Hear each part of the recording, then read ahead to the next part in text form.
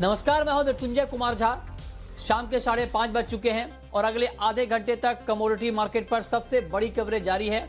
आपके सवालों का सबसे बड़ा मंच तैयार है। अगर आपने कोई ट्रेड किया है कमोडिटी मार्केट में या फिर नया ट्रेड करना चाहते हैं तो आप सवाल पूछिए। नंबर आप नोट कर लें जिस नंबर पर आप कॉल कर सकते हैं 022-2300-1634। इसके अलावा आप 022-2300-1635 पर भी अपना सवाल पूछ सकते हैं।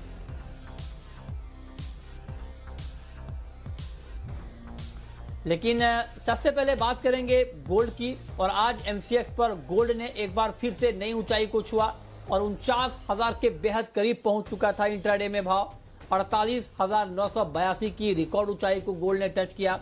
हालांकि उसके बाद करीब 300 रुपए उस लेवल से भाव नीचे भी आ गया, लेकिन एक बड़ी तेजी के साथ हमने ट्रेड करता हुआ देखा। कल भी मार्केट ने रिकॉर्ड ऊंचाई को टच किया था।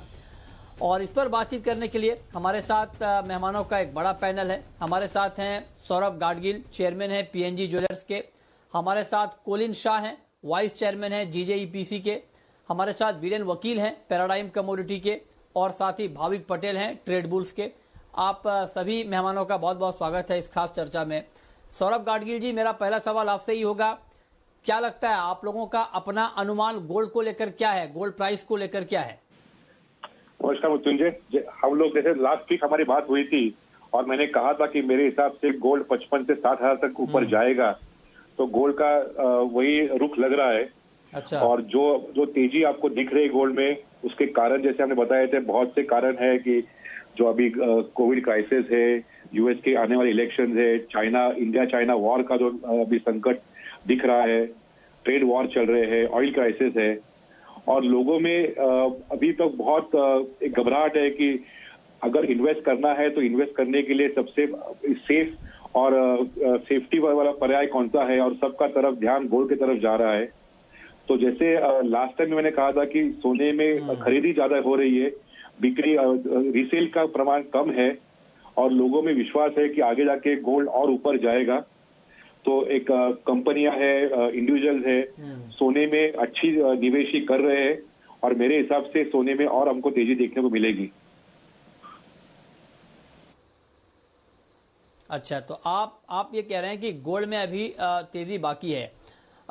शंकर सेन साहब, आपका अपना आउटलुक क्या है गोल्ड प्राइस को लेकर?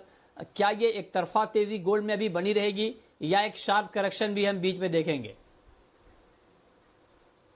हाँ, कोलिन शाह साहब। हाँ, थैंक यू। देखो, जैसे अभी चल रहा है तो ये तेजी जैसे सौरभ जी ने बताया कंटिन्यूटी रहेगी। बहुत बाइंग हो रहा है ईटीएफ में, और सेंट्रल बैंक भी ग्लोबली अच्छा खासा बाइंग कर रही है। एक्चुअली जो ज्वेलरी कंजम्पशन है वो जैन से जून अगर आप देखोगे तो वो लोअर साइड ही रहा है, बिकॉज ये कोविड के कारण जब से फरवरी से चाइना में चालू हुआ था, तो सबसे जो लार्ज कंज्यूमर्स है आज सोने के, वो चाइना, इंडिया और गल्फ रीजन है। तो तीनों में लास्ट 3-4 महीने से कंजम्पशन लो ही हुआ है। मगर ईटीएफ की जो खरीदारी हो रही है और जो सेंट्रल गवर्नमेंट की खरीदारी हो रही है, उससे सोने का प्राइस $1,800 के ऊपर ही जाएगा, और शायद और भी बढ़ेगा जब तक के शायद कोई वैक्सीन के ट्रीटमेंट कोविड का ना मिले। तो अगले 2-3-4 महीने में ये बढ़ता ही जाएगा, और एक्चुअली अच्छा मौका है आज कंज्यूमर्स को भी हर लेवल पे खरीदारी करने के लिए, क्योंकि आज ज्वेलरी अगर लेंगे और अगर अपना पोर्टफोलियो का 10-20% हिस्सा भी बनाया, तो आज जितने भी दूसरे इन्वेस्टमेंट्स है उससे तो आज सोना अच्छा ही है। और आपको जो मेकिंग चार्ज है वो तो आपका अप्रिसिएशन में ही हो जाएगा। तो just from investment point of view अगले 3-6-9 महीने तक भी सोने में अच्छी तेजी ऐसे दिख रही है। ठीक है, तो मतलब जितने भी एक्सपर्ट आज हमारे साथ जुड़े हैं, किसी ने ये बात नहीं कही है कि गोल्ड में एक तेज गिरावट भी आ सकती है। सबके सब तेजी में है। लेकिन सौरभ गाडगिल जी, मैं आपसे एक सवाल ये पूछना चाह रहा हूं कि आप सब लोग ये कह रहे हैं कि गोल्ड में बड़ी तेजी अभी सामने आएगी, लेकिन मेरे मन में एक सवाल ये आ रहा है कि अगर मान लीजिए अगले 3-6 महीने में शेयर बाजार के हालात बहुत बेहतर हो जाएं ग्लोबली, क्या तब भी लोग गोल्ड में पैसा लगाते रहेंगे या तब गोल्ड से पैसा निकलने का भी खतरा बढ़ेगा? क्या इस एंगल पे आप लोगों ने सोचा है? देखो, शेयर मार्केट की बात करें तो मुझे मेरे हिसाब से ये साल में तो ज्यादा कुछ रिकवरी की आशा कम लग रही है, क्योंकि पूरी इंडस्ट्री वर्ल्ड वाइड में उनके रिजल्ट जो अभी सेकंड क्वार्टर आएंगे, थर्ड क्वार्टर के, वो तो खराब होने वाले ही है। सबका बिजनेस कम हुआ है, तो ये चलते प्रॉफिटेबिलिटी, टर्नओवर, ये सब में स्ट्रेस आने वाला है। तो मेरे हिसाब से अगले 1.5-2 साल तक तो शेयर मार्केट तेजी का संभावना कम लग रही है। और जो लोगों से बात भी हो रही है, जो लोग इन्वेस्टमेंट गोल्ड में कर रहे हैं, जैसे आपने कहा कि उनका हॉराइजन अभी 2 से 3 साल तक है, कि उनका कहना है कि 2-3 साल तक तो सबसे सेफ और अच्छा रिटर्न गोल्ड ही रहेगा, तो वो हिसाब से बाइंग कर रहे हैं। ज्वेलरी बाइंग जो हो रही है वो लॉन्ग टर्म होगी। वो लोग भाव ऊपर जाने के बाद बेचने की शायद नहीं सोचेंगे। जो बुलियन में इन्वेस्ट कर रहे हैं, गोल्ड बार ले रहे हैं, गोल्ड कॉइन ले रहे हैं, शायद वो लोग मार्केट जब स्टेबल होगा, मार्केट ऊपर जाएगा, तब वापस मार्केट की तरफ मुड़ सकते हैं। लेकिन मेरे हिसाब से अगले 2 साल तक में तो गोल्ड में अच्छी तेजी दिखेगी, क्योंकि ये पूरा जो सिचुएशन है, पॉलिटिकल सिचुएशन है, ऑयल की क्राइसिस है या स्टॉक मार्केट है, इसको टाइम लगेगा। और यही धारणा हर एक आदमी के दिमाग में है जो आके अभी सोने की खरीदी कर रहा है। तो हम लोग होपफुल है कि ये ऐसे चलता रहेगा। और स्पेकुलेशन ना करे लोगों को, हम वही सबसे हमारी इतनी एडवाइस है कि लेना है तो आपके सेविंग से लो और इन्वेस्टमेंट के तरीके से उसको उसकी तरफ देखो और लॉन्ग टर्म होराइजन रखो। ठीक है कोलिन शाह जी, अब मैं आपसे एक सवाल आपकी इंडस्ट्री से जुड़ा हुआ पूछना चाहता हूं। आप James and jewellery export promotion council के वाइस चेयरमैन हैं। डिमांड को लेकर के क्या संकेत मिल रहे हैं? क्या आपकी जो इंडस्ट्री है वहां से क्या खबरें आ रही हैं? डिमांड के मोर्चे पर कुछ इंप्रूवमेंट है या अभी बहुत कम डिमांड है? डिमांड का लेवल अभी फिजिकल डिमांड का जो डिमांड है वो 30-40% पे है। अगर आप देखोगे तो हमारे मेन मार्केट्स है US, China, Europe, Gulf region और इंडिया। आप देखोगे तो ये 5 रीजन हमारे मेन मार्केट्स है।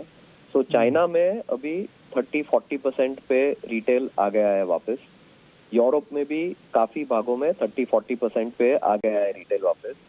यूएस में भी 30-40% लेवल पे रिकवरी हो गया है। इंडिया एक्चुअली इज ऑल्सो वही लेवल पे है। तो 30-40% हमारे सारे जो मेन मार्केट्स है उसमें वहां तक का लेवल आ गया है। और हम लोग एक्सपेक्ट कर रहे हैं कि जुलाई, अगस्त, सितंबर एंड तक, क्वार्टर तक 60-70% पे डिमांड आ जाना चाहिए।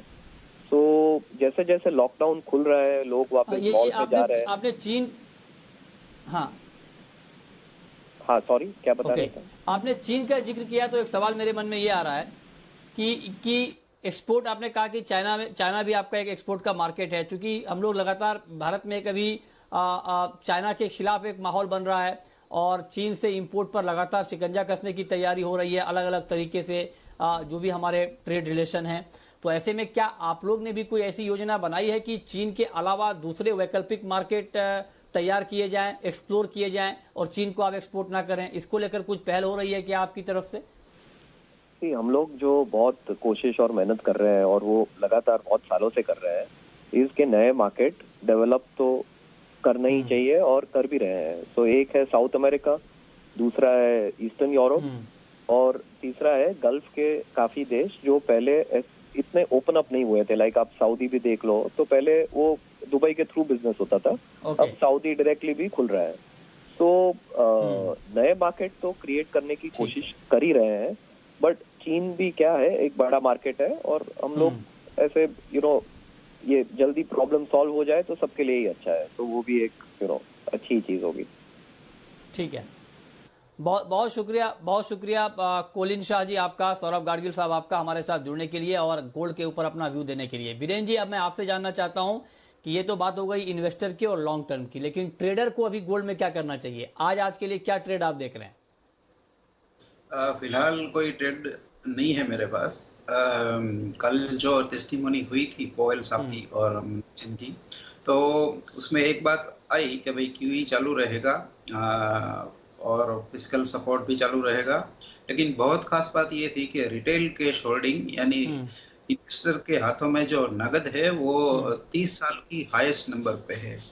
तो इतना ज्यादा हार्ड कैश है वो शायद इस तूफान मचा सकता है। तो एक बात मैं अब क्लियर हूँ कि मैं शॉर्ट नहीं जाऊंगा, किसी भी भाव में नहीं शॉर्ट जाना है नवंबर तक, वो क्लियर है। बट बाइंग के लिए बार्गेन अभी नहीं दिख रहा। ठीक है, आपके पास कोई ट्रेड है क्या आज के भाव पर भाविक जी? देखिए अभी 545 को एडीपी का नॉन फार्म का डेटा भी आएगा, तो एक्सपेक्टेशन है कि थोड़ी वॉलेटिलिटी भी रहेगी।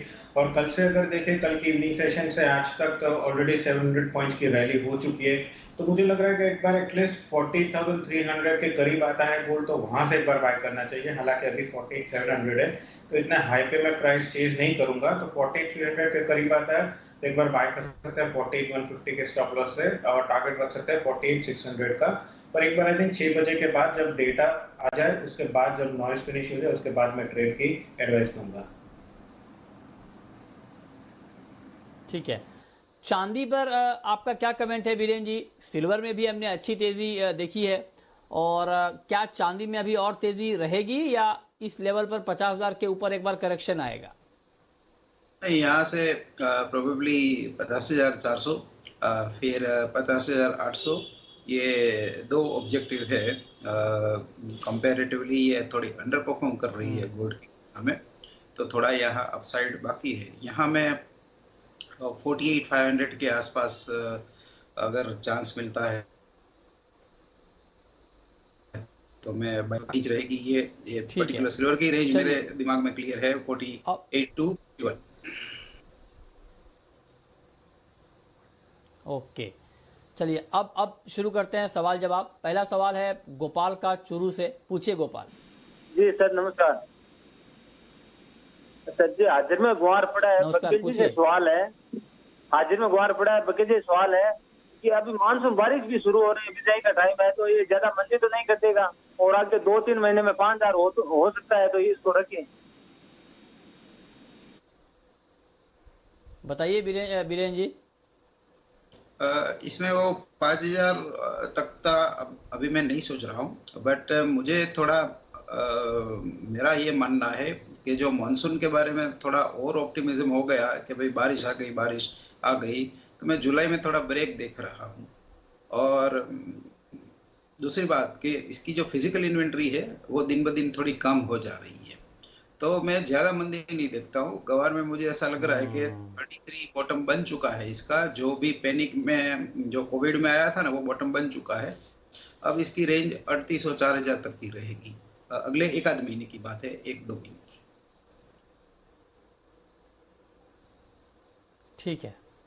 ठीक है, तो ये राय आपकी हो गई ग्वार के ऊपर कि ग्वार में अभी आपको क्या करना है। ठीक है, चलिए आगे बढ़ते हैं।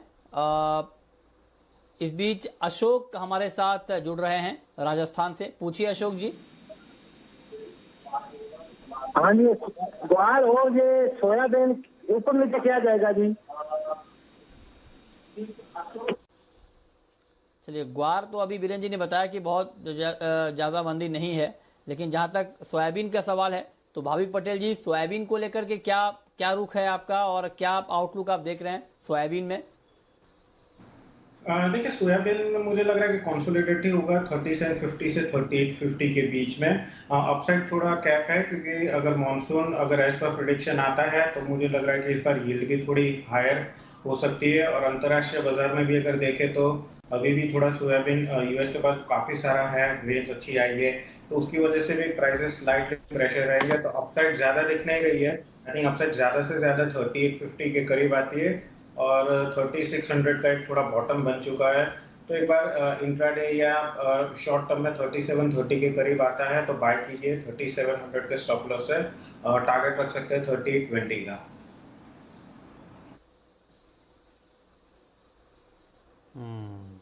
ठीक है, तो ये राय है आपकी सोयाबीन पर। आज 1.25% की मजबूती के साथ 3760 के स्तर पर सोयाबीन का वायदा बंद हुआ है। मस्टर्ड को लेकर के बीरेन जी क्या आउटलुक है आपका, सरसों को लेकर? सरसों में मार्केट स्टेबल है और इसका जो अंडरटोन है वो बुलिश है। फिलहाल 45 का अच्छा सपोर्ट है। बाहर से माल रुक के आ रहा है, क्योंकि मलेशियन सीपीओ में थोड़ा लेबर इश्यू के कारण प्रोडक्शन थोड़ा डिसरप्ट हुआ है। तो मस्टर्ड की रेंज वैसे मैं 45-49 के बीच की समझता हूँ। यहाँ बाइंग ऑन डिप्स प्रेफर करूंगा 46 के आसपास बाइंग, 44.50 का स्टॉप लॉस और 4880 का टारगेट। ठीक है, संजय हैं हमारे साथ इस वक्त जुड़ रहे हैं सूरत से। पूछिए संजय जी। सर जी नमस्कार। सर जी अभी आपने कॉल दी है जिंक की और कॉपर में टारगेट दिया है 163 और 463। सर वो भाव तो अभी चल रहा है, तो सर ऐसे जी आप ये भाभी पटेल साहब जब भी आ रहे हैं ऐसी कॉल बना के दे रहे जो भाव चल रहा होता है, तो सर हम जो आपका चैनल देखते हैं हमको क्या फायदा होता है बताइए आप। हमने आपसे पहले भी रिक्वेस्ट की थी। मैं इनसे दोबारा पूछता हूँ कि कई बार करंट रेट पर कॉल नहीं बनती है।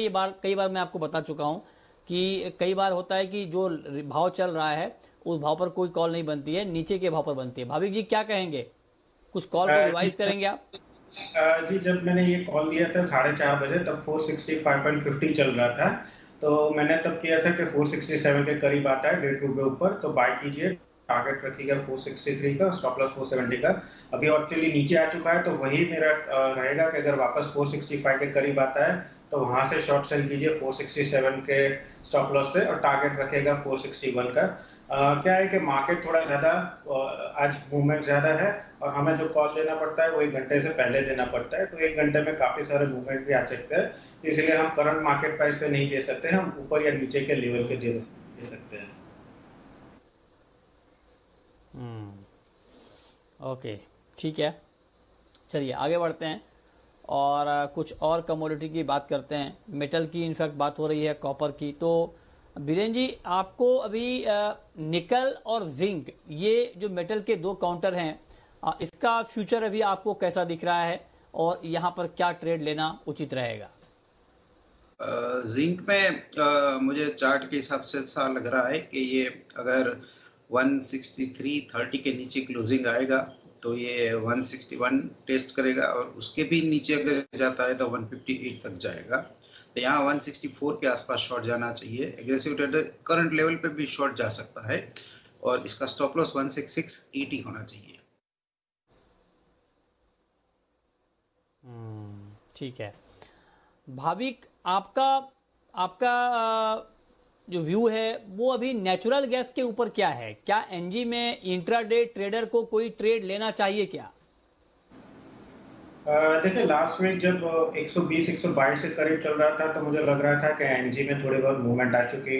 आई थिंक 130 का मेरा टारगेट था जो अचीव हो चुका है। अभी दो ही फैक्टर्स है नेचुरल गैस को आगे बढ़ने के लिए, एक तो अगर हीटिंग आता है या तो फिर प्रोडक्शन है वो कम हो चुके हैं। मुझे लग रहा है कि अभी एक्चुअली रैली हो चुकी है।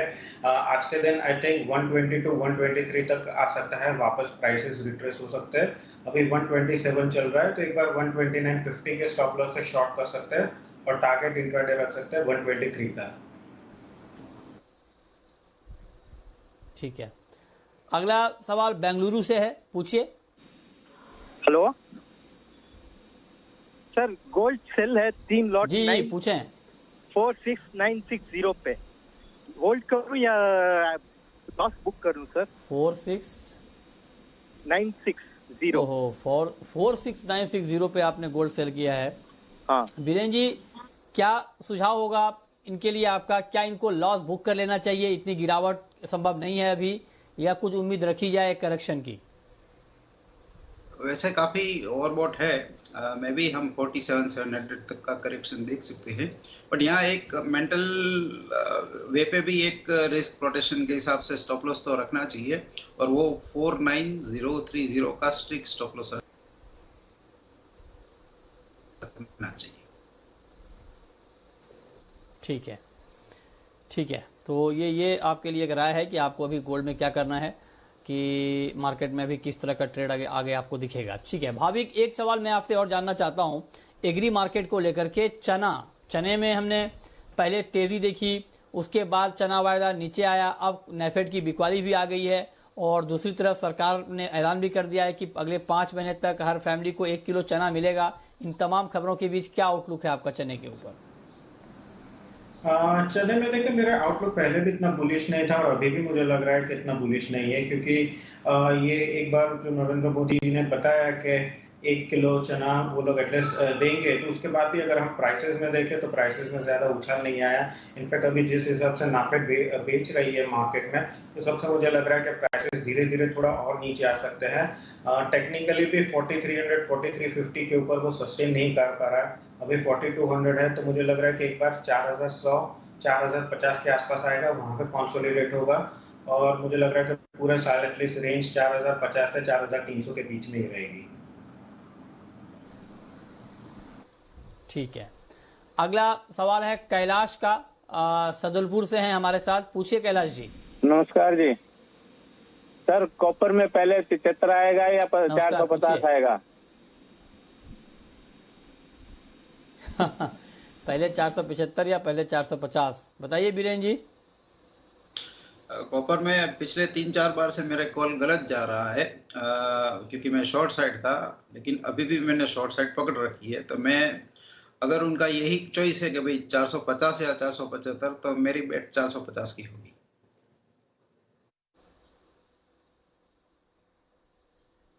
ओके, अब वक्त है रैपिड फायर राउंड का।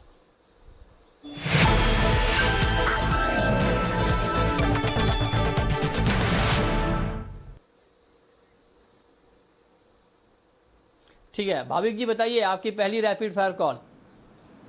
मैं करंट प्राइस पे क्रूड जुलाई जो है वो बाय की सजेस्ट करूंगा 2930 के स्टॉप लॉस से, और टारगेट रख सकते हैं 3050 का। आपकी कॉल बीरेन जी। एल्यूमिनियम जुलाई बाय प्रेफर करूंगा 137 पे, 140 का टारगेट रहेगा और 135 का स्टॉप लॉस। आपकी आखिरी कॉल भाविक जी। जिंक जुलाई है वो मैं शॉर्ट की रिकमेंड करूंगा 163.80 पे, टारगेट रखेगा 162.70 का और स्टॉप लॉस 164.70 का। ओके, बहुत शुक्रिया बीरेन जी आपका और भाविक जी आपका। हमारे टीम में पर कमाई के मौके बनेंगे।